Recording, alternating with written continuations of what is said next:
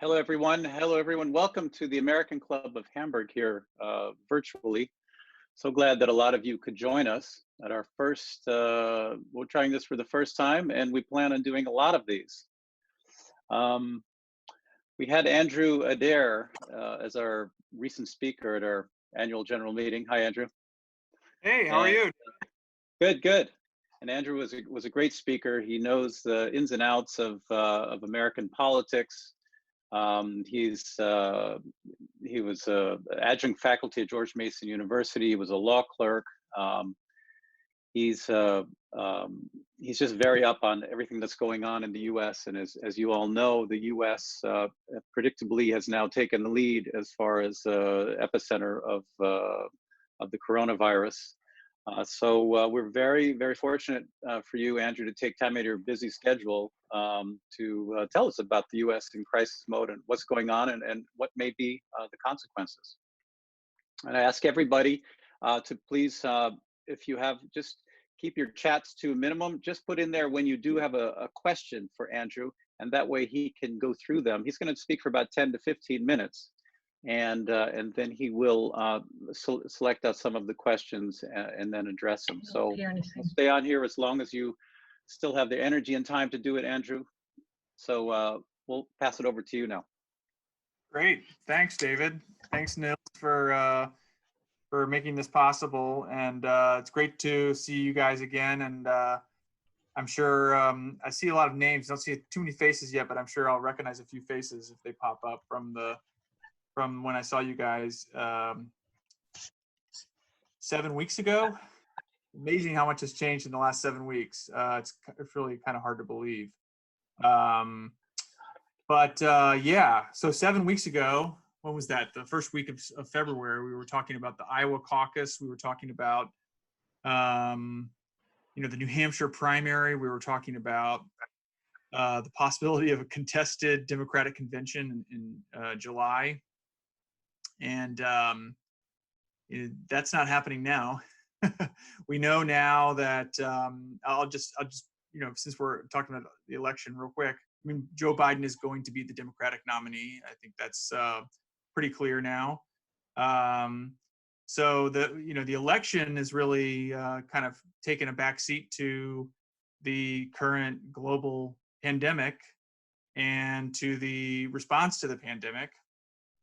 And I'm sitting in here in Berlin, actually, and I'm realizing that the camera on my laptop is way too low because I feel like you're looking at me this way. But anyway, this is what we have. But it's a really nice day here. I talked to Nils earlier today, and he said Hamburg, the weather is really nice up there. So I guess we have at least that to be grateful for. But I was in Washington a few weeks ago. I arrived on March 8th. And I was meant to be there until this weekend. In fact, I was working with the AOK, which many of you I'm sure know. It's a health insurer, and set up a program of German health leaders for this week in Washington. And we had some really exciting stuff set up. We did a program last year. We were going to do a similar program this time with some Senator Cassidy and a bunch of other great people. But then this happened. So I arrived in Washington on, like I said, on Sunday the 8th, and then three or 4 days later is when President Trump announced this travel restriction from Europe. And of course, in hindsight, it's clear that this program never could have happened this week. So, but I sort of was able to rush back to Germany last week. But I guess I say all this just to point out that I was in Washington for 2 weeks. This month, and I had a full slate of meetings set up, and of course all those meetings. First they started turning into, well, we can't meet in the office, let's meet for coffee, and then that turned into, well, let's just talk on the phone. And then what happened was basically everyone canceled phone calls because most of the people in my network are Washington advocates, so lobbyists, and it has turned into an absolute feeding frenzy, I guess you could say, in terms of talking to the Hill.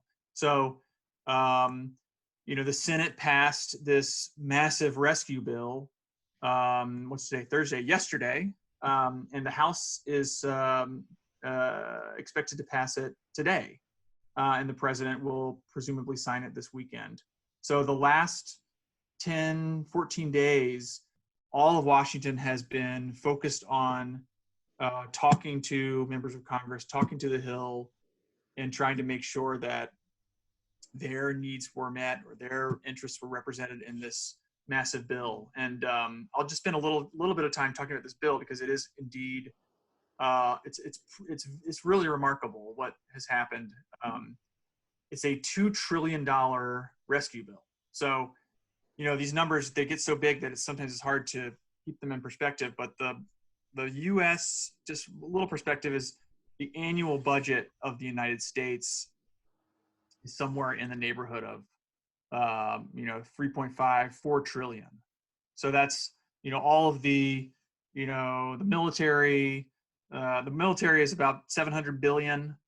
The health and welfare programs, and then all infrastructure and everything else, imaginable. But so this bill is, with 2 trillion, is about 50% of the annual federal spending. So, we're taking the annual federal spend, roughly 4 trillion up to 6 trillion in 1 year. So it's a massive bill in terms of the size. In 2008, when right after Obama was elected, there was a stimulus bill that they called it the stimulus bill. And that bill was an $800 billion bill. So this one is more than twice as big. The Obama stimulus was really negotiated between all Democratic House, Senate, and White House. This one was negotiated between Democrats and Republicans together. And it was done in the course of, like I said, about 10 days. And it's of that size. So it's really kind of amazing in a place where so little gets done sometimes that they can come together and pull something like this together so quickly. So I think a lot of observers are amazed at how effective Congress has been in getting this out the door. Just a little bit about what's in the bill for those of you who are interested. And I just wrote a couple little notes here. There's a few different buckets, but the one that I think might be most interesting to you all, sort of the German business community, is that a $500 billion facility managed by the Treasury Department for businesses. And of that 500 billion, about 50 billion is earmarked for the air carriers, so the airlines. And then there's another 17 billion earmarked for what they say is businesses that are critical to national security. And from what I understand, talking to a couple of my sources in DC, this is a pretty much an obvious rifle shot for Boeing. So Boeing, is having had a terrible year last year, between the 737 Max and between a number of other issues, they actually need a rescue as well. So we have the air carriers getting a rescue, we have the air manufacturers getting a rescue. One of the interesting things, I was talking to a colleague about this yesterday or the day before, is talking to you all in Hamburg. I mean, Airbus also has a U.S. subsidiary, so it'll be interesting to see whether Airbus might also qualify for some of that rescue money. But so now we're going to have a situation where all of the action will shift to lobbying the administration, in this case the Treasury Department, for access to these funds. And the funds are going to be in the form of loans, loan guarantees, and other investments, as they say. And some for the airlines, some of them will just be direct grants. And Steve Mnuchin, our Treasury Secretary, said that the United States is actually going to take an ownership stake in some of these airlines. So, these are extraordinary. This is an extraordinary time.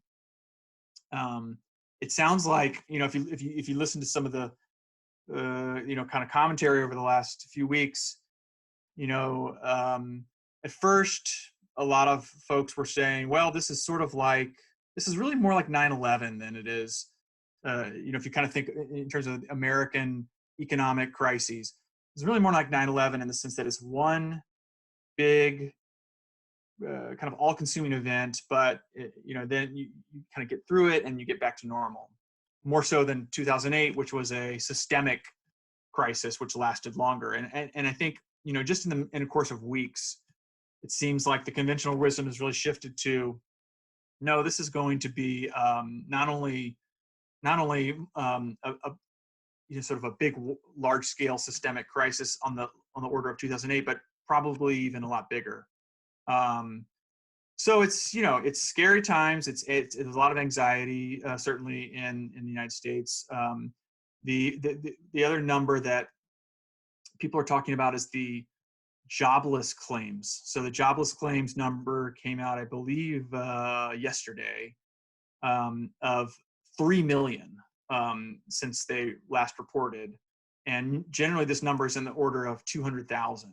So this is like the largest jobless claim number ever recorded by a factor of 5, I believe. And even that number doesn't include, those in the gig economy. So those who are waiters and waitresses, those who are not actually employed, drivers, artists, musicians. So there's a huge number of people who are losing their jobs and need this rescue. So in addition to the $500 billion facility, there's also going to be a $1,200 tax credit for individuals. So all tax filers will receive $1,200 in their bank account. And then $500 additional for every child. And then they're pouring money into this unemployment system to cover the folks who have to file for unemployment. So the 3 million that I just mentioned, that number will grow even larger.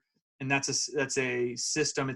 I'm sure it's modeled after something similar here in Germany. I think Germany, you all invented all of these social safety net programs back in the 1870s, I believe. But our unemployment system, it's managed by the individual states. So the workers file a claim for unemployment, and that just gives them a payment to hold them over until they get the next job. So this unemployment system is going to be massively beefed up in this bill as well. And then finally, there's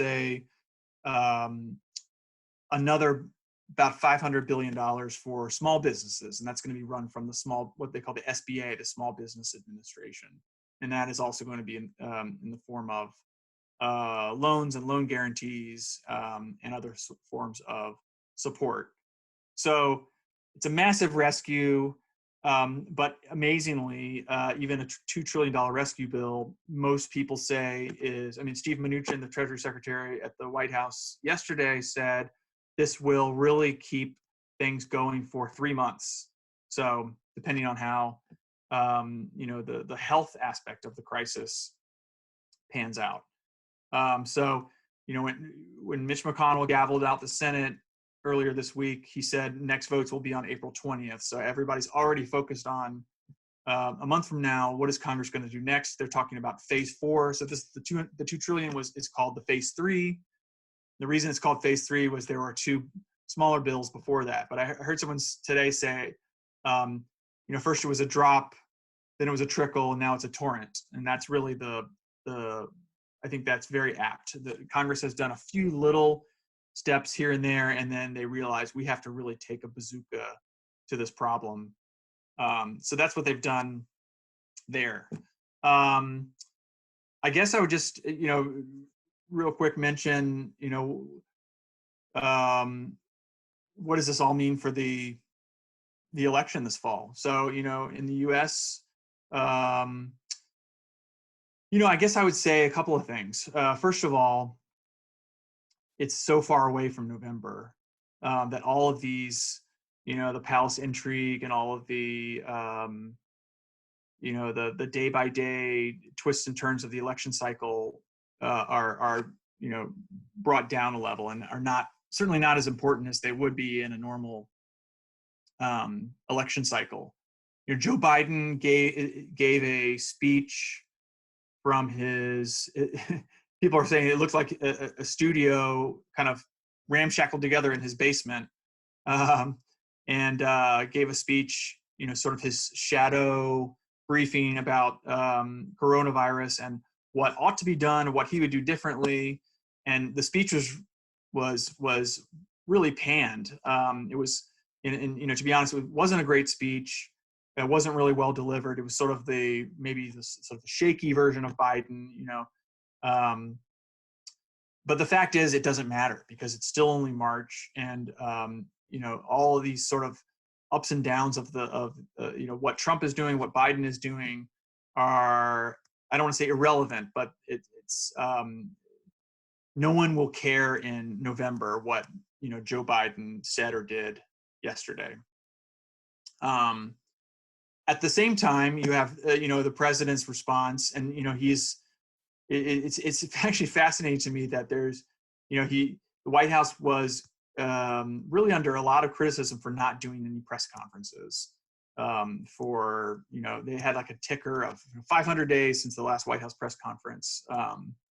And so now, of course, they're doing press conferences every single day in the White House from the White House podium, and the president himself is sort of running them. But without getting too into sort of the ins and outs of that, I mean, his response, or let's just say the administration's response to the crisis, is going to be front and center for the rest of the year. It will be front and center in the campaign for sure.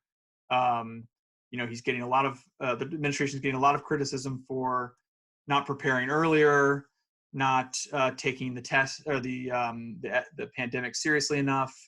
There's a lot of people now looking back at the Obama response to Ebola in 2014 and how they really were very effective at using they established a dedicated office in the White House for pandemics. Ron Klain, who is actually probably going to be Joe Biden's chief of staff if Biden wins, was heading up that effort. And they were extremely effective at leveraging all the tools of government to create what they call a whole of government response to Ebola. And there were no Ebola outbreaks, really, as far as I know, outside of West Africa. So and then back to Trump now. I mean, his sort of rhetorical response will be under the microscope for the rest of the year. But I think there's also there's the transatlantic dimension. What does this mean for U.S.-German relations? I mean, I think that there is some criticism about the level of cooperation. When Donald Trump, I have to say, I was sitting in my living room in Washington when he announced the travel restriction, and I was actually shocked. And now in retrospect, everybody's closing their borders, so I guess maybe it wasn't that shocking. But the thing that I think really was bad for the transatlantic relationship is that he closed the borders to Europeans without any consultation ahead of time. So there's nothing new there. We know that Donald Trump doesn't have a huge place in his heart for the transatlantic relationship, for Western Europe, for Germany in particular, but there was no sort of heads up given to the European Union.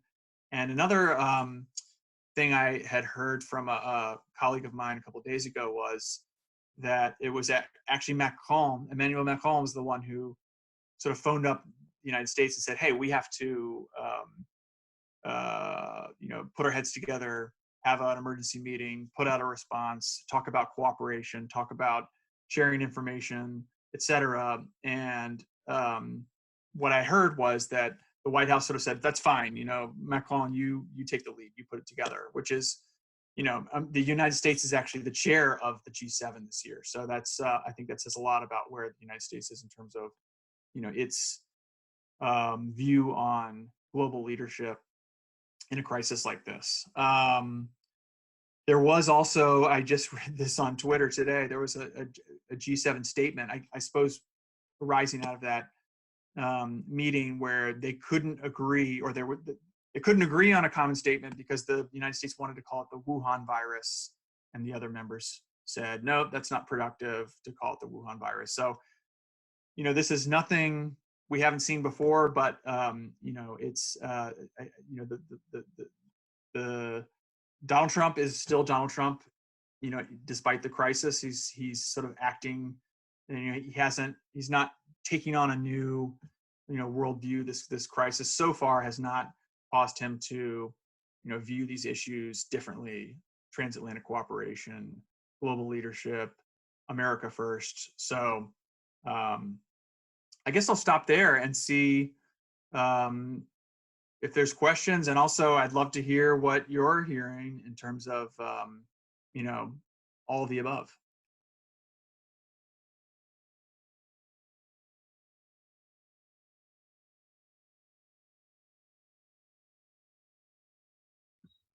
So those questions would come through the chat function. Oh. Are you seeing that there, Andrew? On the bottom, there's a chat bottom. Oh, I see. Okay. Oh, here we go. Yeah. Okay. Yeah. Cool. All right. Oh, by the way, I should I need to market myself better. This is my company, DC Berlin Consulting, and I urge you all to sign up for my newsletter. It's free still. So yeah, and please feel free to sign up for my newsletter and contact me in general. If my tagline is translating Washington for Germany. I should have led with that. Okay. So how about Trump's promises to reopen? This is from Nils. How about Trump's promises to reopen the U.S. within a matter of 10 days? That seems totally crazy given the numbers coming from the U.S. Is that not a super risky strategy? I have to admit, is this something that he said during that White House address 2 weeks ago? Because I have to admit, I didn't. I don't remember that, to be honest. I think we have different travel restrictions also for different countries, but I have to admit that I'm not. Okay. He said everyone should go back to work and back to normal by Easter. Right. Okay. Opening up, not the borders, but sort of going back to work. I don't think that's going to happen. I mean, I don't think that's possible. All of the public health experts. Well, so first of all, first thing I would say is, and I think this is, the Donald Trump presidency has been such a civics lesson, I think, for all of us, not just for Americans, but for those around the world. Because Trump has been sort of, one might say, a stress test for democracy and a stress test for our institutions. But one of the things that I think we're being reminded of is that the governors have a lot of power in America. So the governors, right now you see a lot of press conferences of, Governor Cuomo in New York, Governor Inslee in Washington, Governor Newsom in California, and those are three of the states that are hit the hardest.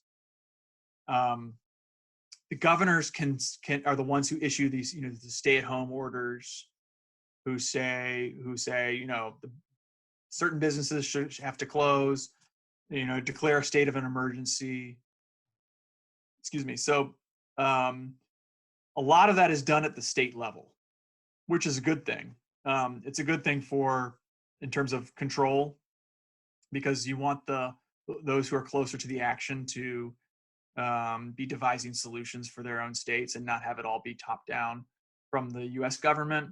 And of course, here in Germany, that's something that you all are familiar with, because I think Germany also has a federal system. So that is, and this sort of fits a very typical, maybe Donald Trump model, which is, he pops off at the mouth, and then everybody has to run around and try to figure out how to implement, or maybe how to walk it back, or how to deal with it. So I guess I would say, in terms of the Easter thing, I would say there is definitely a sort of backlash right now. You know, America's such a big country. There are places in the United States, especially very rural areas, that might say, well, gosh, you know, why are we shutting down all of our stores and restaurants when, you know, there's really, you know, there's maybe just a handful of cases in the state. So there might be some of this sort of localized kind of getting back to business, but it's not going to happen in the states where there really is an emergency. It's not going to happen in New York. It's not going to happen in California, Washington. And now they're saying Louisiana is having an outbreak. Florida is having an outbreak. So there will be all of these sort of second wave outbreaks. So I don't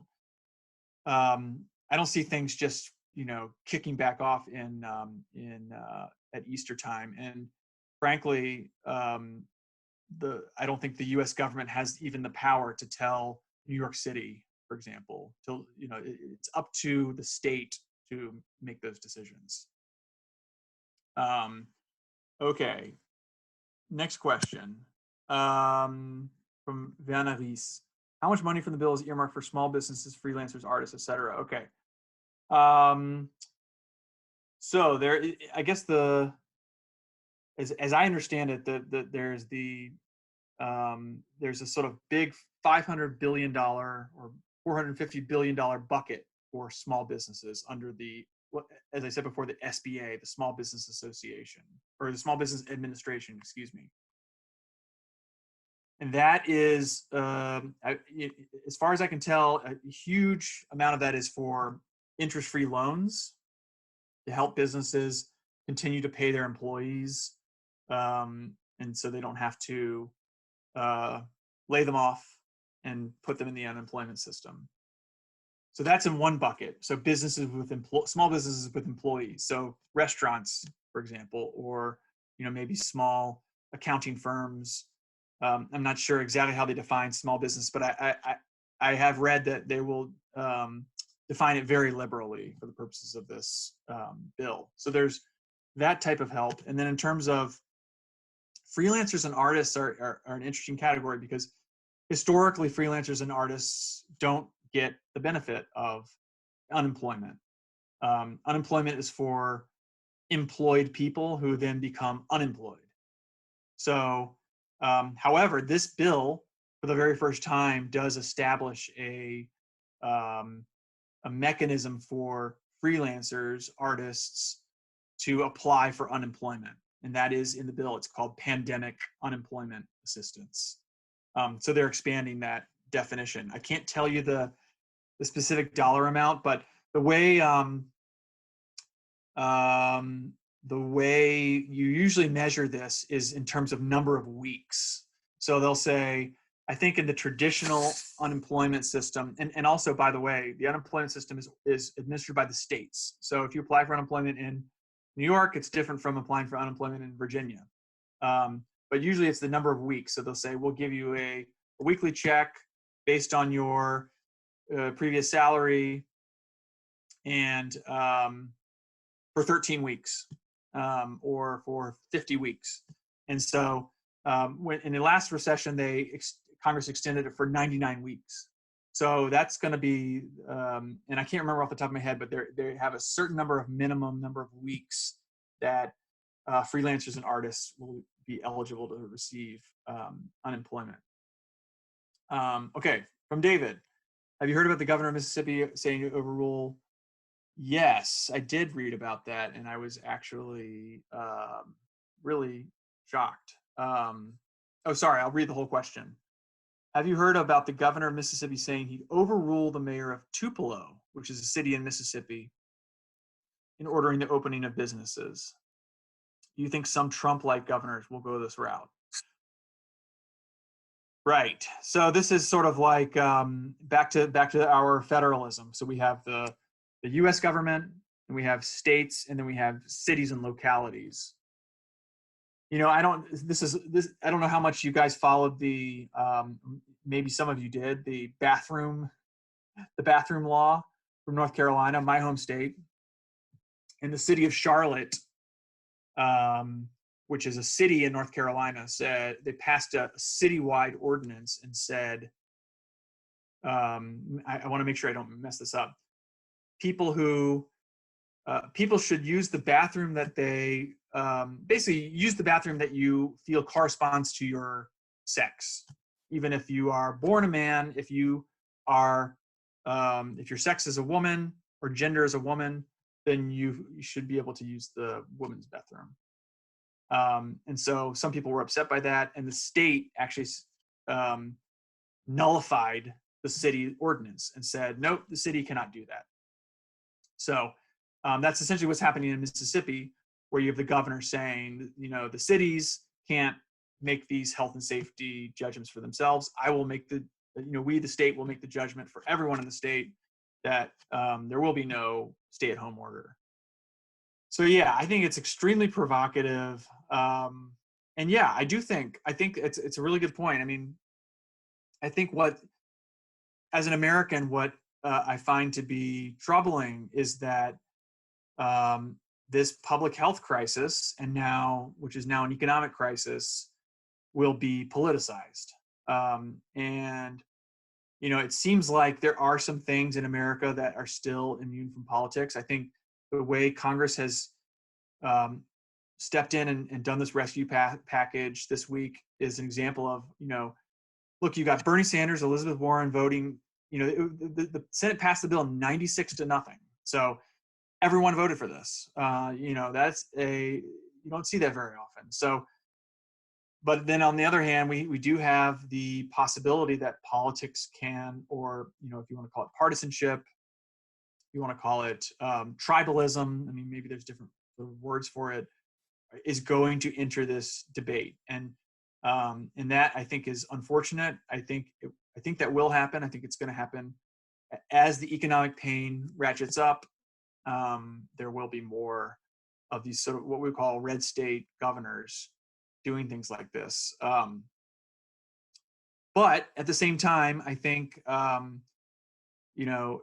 if the pandemic continues to spread into red states, and, once people in sort of Republican or Trump areas are also impacted by this, then I think we'll see, maybe that will sort of mitigate that.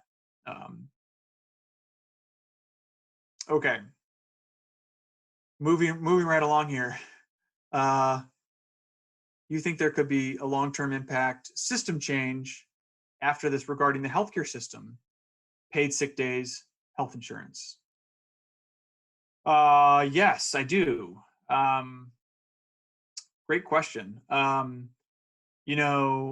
Actually, so it's interesting looking at how it's happening here in Germany, because in Germany there's a pretty big caseload per capita, but there's a really low death rate. So what does that mean? It probably means that there's better testing, and maybe it means there's better treatment and better, I've also read there's more hospital beds per capita in Germany than there are in many other countries. So, yeah, I mean, one thing you could also attribute that to is Germany has a very strong social safety net.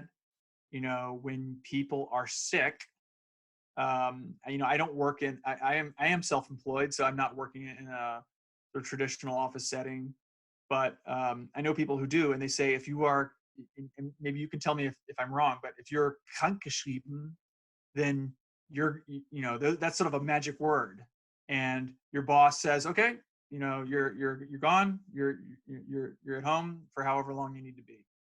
So that system, certainly is very good for public health. And I think that in the United States, there's way too much incentive to show up at work when you're sick. So I do think that there will be much more public awareness of this going forward. This has also been a big, political issue in the last 2 years. In fact, perhaps to me, counterintuitively, the Trump administration, led by Ivanka Trump, is extremely supportive of paid sick leave. for businesses. So, and in fact, they got into a piece of legislation in December, a requirement that there has to be paid sick leave in government agencies now. So there will probably be an incremental, stepwise approach where businesses, are required to provide sick leave. And then, of course, the issue of Medicare for all, health insurance for all is especially when Bernie Sanders was in the campaign and Elizabeth Warren was a big campaign issue, but that will continue to be an issue going forward.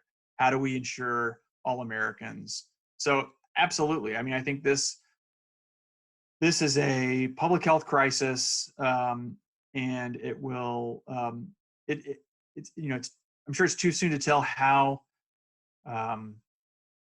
permanent it will, how permanently it will alter the landscape, but it will definitely elevate these issues big time. Okay. From Lindsay, how do you think the $2 trillion package will affect the deficit that the U.S. government has already been running throughout the past years, especially since the corporate tax cuts last year? So, yeah, another really interesting issue. So when I was in Congress, I was a staffer in Congress, not a member of Congress, but when I worked in Congress, that's right around that time, the Republicans won the House back in 2011, and then the whole Congress went into this sort of deficit reduction mode. And so all the conversations turned into how do we find savings? How do we find savings? And there were a lot of these commissions, like the Simpson-Bowles Commission. There was, and I also remember that if you had a bill and the bill required spending, so suppose you have a bill to, provide some new benefit, and the Congressional Budget Office says, okay, well, this benefit will cost the taxpayer $1 billion over 10 years. Well, there's no way you're getting that passed into law unless you find a corresponding offset for $1 billion. And of course, it's easy to find projects that cost $1 billion. It's really hard to find offsets for $1 billion without, because, it's someone's gonna get really angry if you cut $1 billion out of something. But that was, those years of, around 2010, 2011 to 20, really up to Trump. It was all about deficit reduction. It was all about not increasing the deficit. And that was really led by the Republicans. So the Republicans swept into town in 2011, and that was their, everything was about deficit. And now, of course, when Trump became president, as you point out, Lindsay, the tax cuts last year, and I'll just say one other thing about the tax cut is, I worked for a Ways and Means member. So the Ways and Means is in charge of the tax code.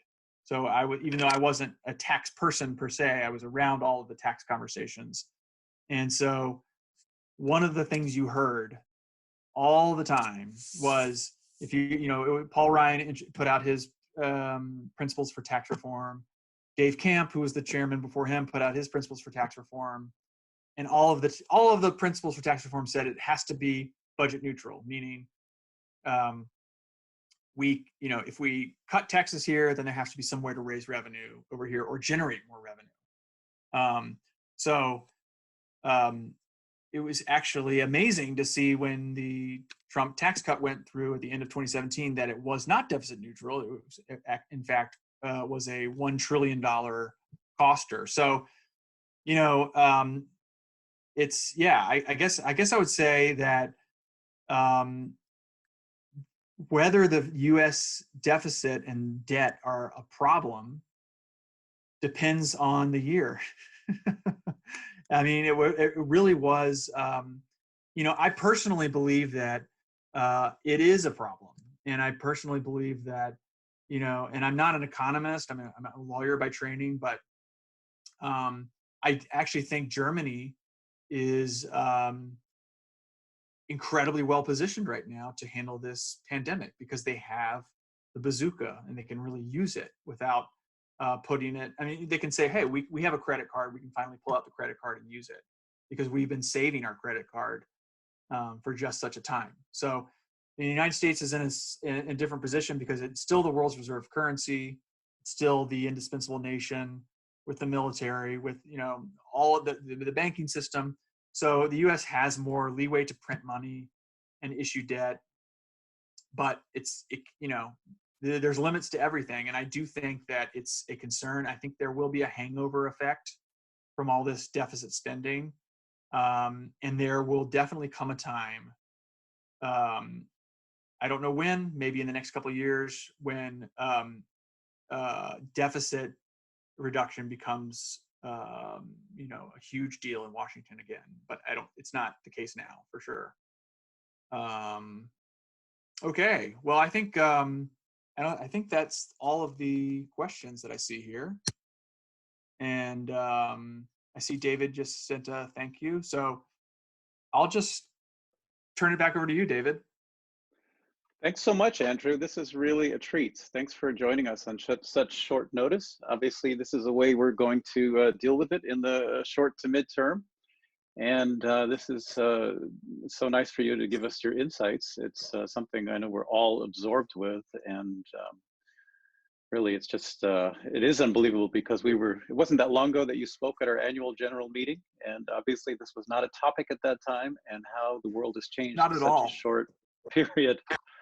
And we'll definitely be looking as this progresses. Hopefully, you'll come back and give us updates on this. That would be great. Love to. Yeah. I just post. Yes. Well, right now it's good to stay away, but to be close to us this way. Right.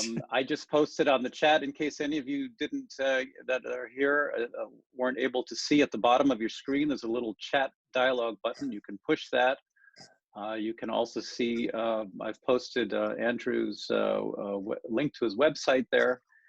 He puts out a weekly bilingual newsletter. I might even be more often these days, I would assume, all that's going on. So please get on there and subscribe to his newsletter and check out his website. Thank you so much for joining us. We're going to have a lot more events coming up here online. This was our our first time trying this, so I think it went off pretty well. And we'll do some more events where we have actually everybody to be seen. We're gonna have a wine tasting event coming up, so that will be a fun one. We're also gonna tap in live to some politicians in the United States. Hopefully we'll have a governor on fairly soon as well. Nice. And Metin Hakverdi, who was our speaker also recently after returning from the US in September, after following many of the American political campaigns. He also has just agreed to join us next week. So Andrew, I hope you can also join us then. That'd be great. We'll be sending it out and look forward to, well, continuing on this way. Hope everyone stays safe, keep your distance, stay safe, and look forward to seeing you all sometime soon. Wishing you all success. Thank you, everyone.